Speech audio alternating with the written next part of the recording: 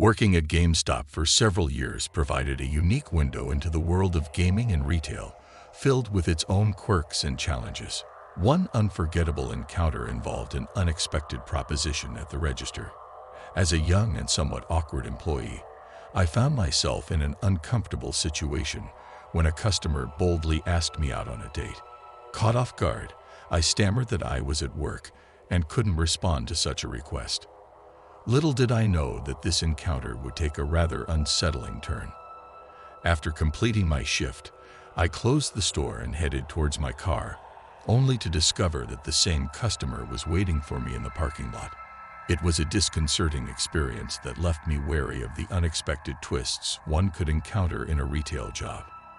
Another noteworthy challenge came in the form of a family who regularly visited the store with their son, who had severe autism and was nonverbal.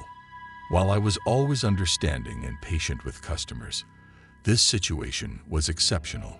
The family would stand in a corner, absorbed in their own activities, while their son wreaked havoc in the store. He would knock over displays, tear items from the walls, and even attempt to bite us.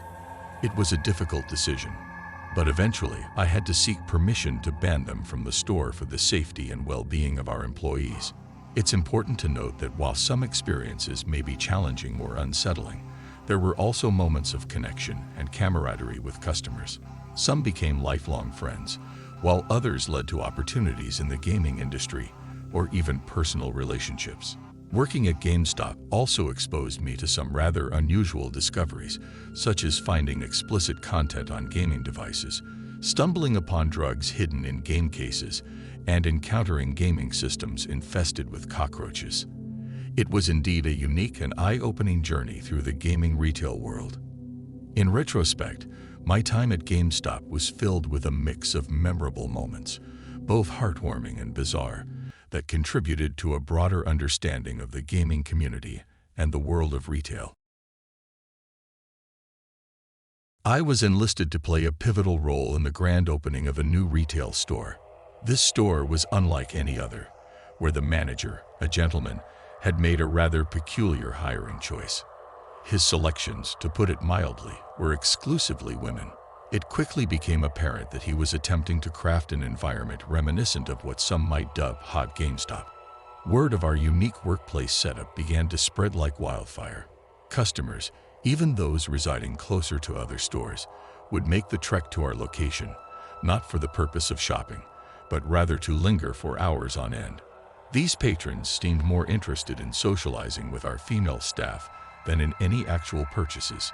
Some days, it felt as though they were merely biding their time, waiting for us to close up shop, and that notion, I must admit, sent shivers down my spine. But the most bizarre twist in this strange tale came when I found myself handed a pink slip, of all things, with the explanation that I wasn't friendly enough. Little did I know that this judgment would transpire merely 3 months before our manager would unleash a meltdown of epic proportions during business hours. In a fit of sheer madness, he crowned himself the High Archangel, a title that seemed plucked from the pages of an unhinged fantasy.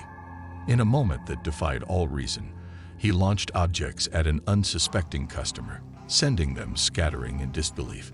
Shortly thereafter, the manager's spectacular breakdown culminated in a most unexpected manner with his departure via ambulance.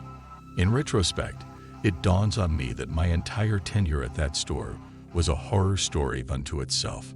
It was an experience that defied the boundaries of rationality and left an indelible mark on my memory. Back in 2005, I was working at an EB Games store, and there's a small but important detail you need to know about how we categorized our games.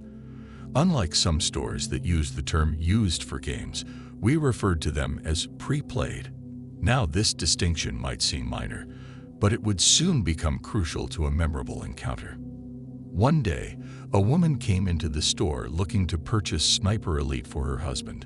Unfortunately, I had run out of sealed copies and only had the gutted display boxes left.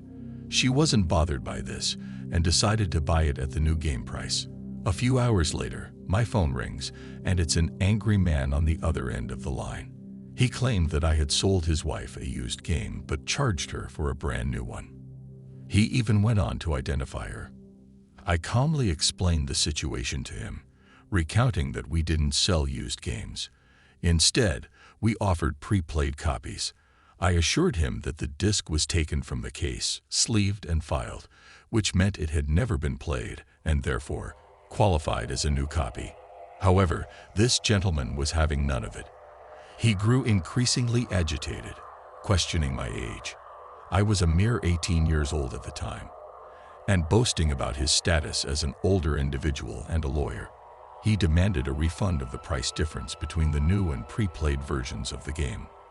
I maintained my composure and informed him that my store manager would be available the next morning, and he could discuss the matter with her. Oddly enough, I never received any word that he had contacted her. It seems he might have decided to let the issue slide, and our unique categorization of games remained a source of conversation for a long time to come. In the annals of retail lore, there exists a tale from the year 2007, a time when GameStop had a rather lenient used game return policy. 7 days, no questions asked, with a full refund guaranteed. As you might imagine, this policy was ripe for exploitation, resembling more of a game rental service than a traditional return policy. But among the countless characters who tried to bend the rules, there was one unforgettable figure, an elderly lady with a gaggle of eager grandkids in tow. Upon first glance, she appeared to be the epitome of sweetness, a kindly grandma doting on her precious grandchildren. She navigated the store with the grace of a seasoned shopper, all smiles and pleasantries. She sought our assistance, asked for recommendations, and engaged us in friendly banter. And then came the moment that would define this peculiar encounter. She approached the counter, her arms laden with gaming treasures, a brand new 2 pounds and a mountainous stack of games, a veritable gaming paradise for her grandkids. The total rang up to a staggering $400, and with a gracious smile, I handed over the multiple bags containing their gaming haul. A passing remark escaped my lips, a comment meant to celebrate their good fortune. "Wow, you guys are lucky to have such a great grandma. This many games will last you months." The grandmother's chuckle hinted at a hidden agenda. She leaned in and whispered a secret, a revelation that would send a shiver down my retail spine. "Oh, they're only in town for the week," she confessed with a sly grin. "You guys have that 7-day return policy, don't you? Well, I'll see you in 6 days." In that moment, I couldn't help but admire her audacity. She had found a loophole, an unorthodox way to stretch the boundaries of the return policy. With her grandkids in tow, she vanished into the world, leaving us with a story that would be shared with incredulous colleagues for years to come. A crafty grandma, indeed, who knew how to game the system in the most unexpected way.